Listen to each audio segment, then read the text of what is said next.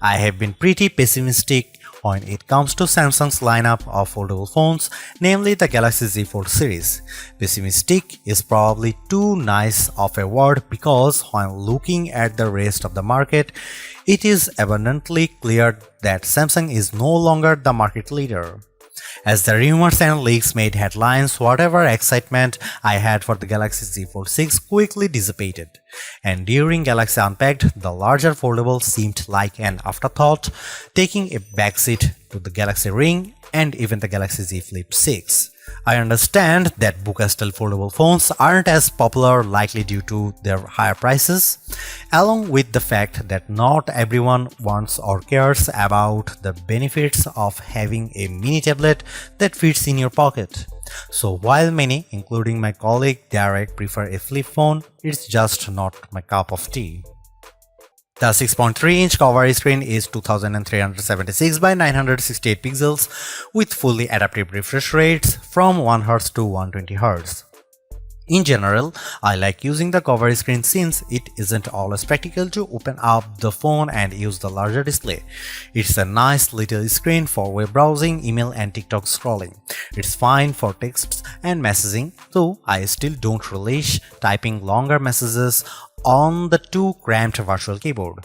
The screen is probably narrower than my iPhone 15 Pro Max by a solid half inch. The inner 7.6-inch screen is 2160 by 1856 pixels with a thin flat bezel.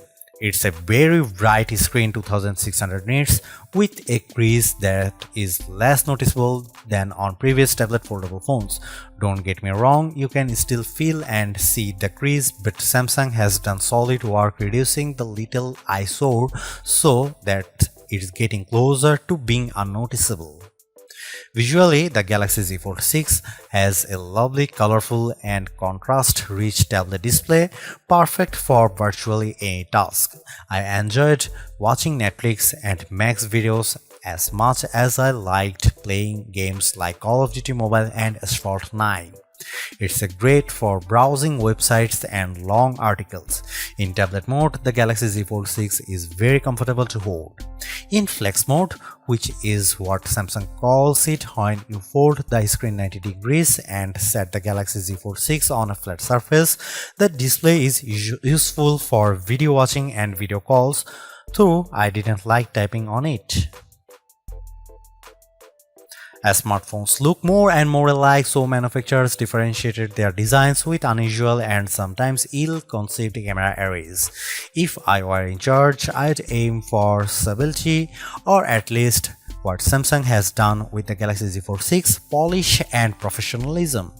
The 3-camera array on the back is prominent, but I like how each lens looks a bit like a prosumer camera lens. That's the good news. The not so good news is that Samsung didn't do much to upgrade this array and the cameras on the last Z Fold 5 were a disappointment. This is essentially the same camera specs as you'll find on the Samsung Galaxy S24. Here is how the 3 cameras break down. 50 megapixel wide angle, f1.8 aperture, 12 megapixel ultra wide, f2.2 aperture, field of view is 123 degrees, 10 megapixel 3x optical zoom with aperture 2.4.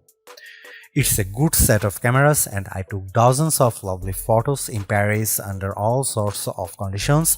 Colors and sharpness are good across the board, low light performance is generally fine, macro photography is non-existent, portrait mode image of people and pets was gorgeous. I'm especially impressed with the color quality and details. This is clearly due to Samsung's significantly updated Pro Visual Engine, which is the computational bit of a Samsung's smartphone photography pipeline. It just gets better and better at understanding reality. That's it, Samsung still makes skies too blue. Here is some camera samples of Samsung Galaxy Z Fold 6.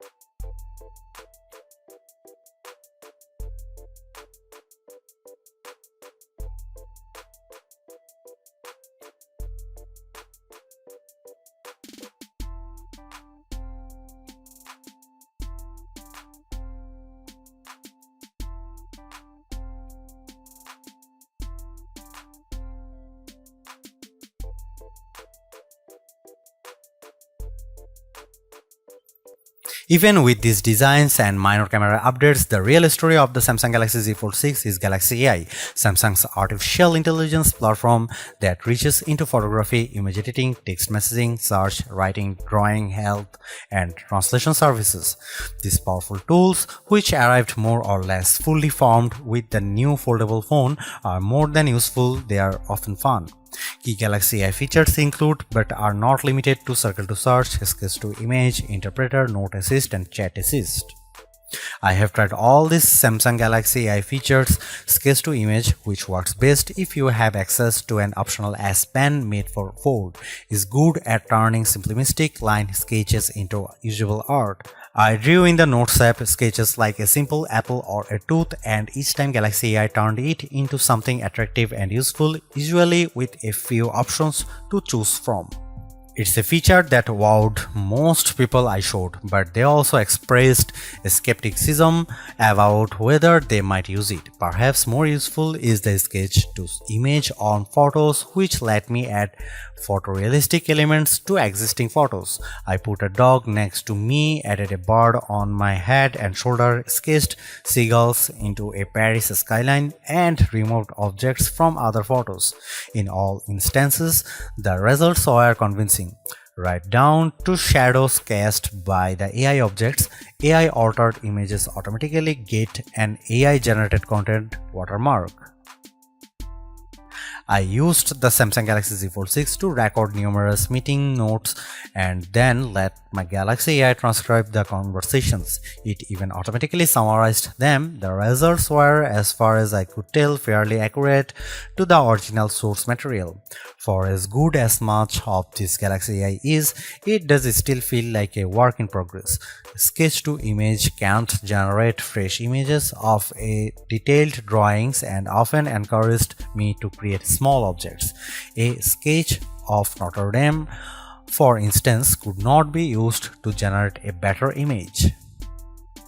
Some of the sketch-to-image photo generations were significantly different than my initial drawings. For now, these are rough tools that create content that is at best inspired by your scribbles.